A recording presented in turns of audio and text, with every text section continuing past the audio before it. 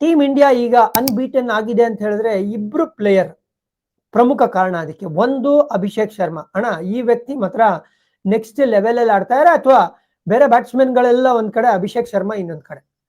ಒಂದು ಅವ್ರ strike rate 204 strike rate ಅಲ್ಲಿ 309 ರನ್ ಹೊಡೆದಿದ್ದಾರೆ. 3 ಕಾನ್ಸಿಕ್ಯೂಟಿವ್ 50s ಲಾಸ್ಟ್ 3 ಇನ್ನಿಂಗ್ಸ್ ಅಲ್ಲಿ ಕಾನ್ಸಿಕ್ಯೂಟಿವ್ ಲಾಸ್ಟ್ 3 ಇನ್ನಿಂಗ್ಸ್ ಅಲ್ಲಿ ಕಾನ್ಸಿಕ್ಯೂಟಿವ್ 50s, ಅದಕ್ಕೆ ಮುಂಚೆ ಕಾನ್ಸಿಕ್ಯೂಟಿವ್ 30s ನ ಹೊಡೆದಿರುವಂತ ಅಭಿಷೇಕ್ ಶರ್ಮಾ ಅವರು ಯಾವ ತರ ಒಂದು ಆರಂಭ ಕೊಡ್ತಾ ಇದ್ದಾರೆ ಅಂದ್ರೆ ಬೇರೆ ಬ್ಯಾಟರ್ಸ್ಗೆ ಒಂದು ಅವಕಾಶನೇ ಇಲ್ಲ, ಅಥವಾ ಬೇರೆ ಬ್ಯಾಟರ್ಸ್ ಮೇಲೆ ಯಾವುದೇ ತರ ಪ್ರೆಷರ್ ಇಲ್ದಿರಂಗ್ ನೋಡ್ಕೊಂಡಿರೋದು ನಮ್ಮ ಅಭಿಷೇಕ್ ಶರ್ಮಾ ಅವರು.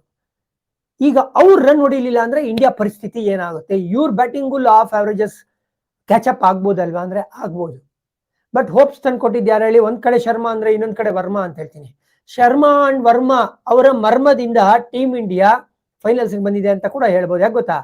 ನಿನ್ನೆ ಕೂಡ ತಿಲಕ್ ವರ್ಮಾ ಔಟ್ಸ್ಟ್ಯಾಂಡಿಂಗ್ ಬ್ಯಾಟಿಂಗ್ ಆಡಿದ್ರು. ಕ್ರೀಸ್ ಅಲ್ಲಿ ಬಹಳ ಕನ್ವಿನ್ಸಿಂಗ್ ಆಗಿ ಕಾಣ್ತಾ ಇದ್ರು. ಯಾವ ಪಾತ್ರ ಕೊಟ್ರ ಆ ಪಾತ್ರಕ್ಕೆ ತಕ್ಕಂಗೆ ಬ್ಯಾಟಿಂಗ್ ಆಡ್ತಾ ಇರೋದು. ಸೊ ನಮ್ಮ ಮಿಡ್ಲ್ ಆರ್ಡರ್ ಅಂತ ಬಂದಾಗ ವರ್ಮಾ ಬಹಳ ಇಂಪಾರ್ಟೆಂಟ್ ಆಗ್ತಾರೆ.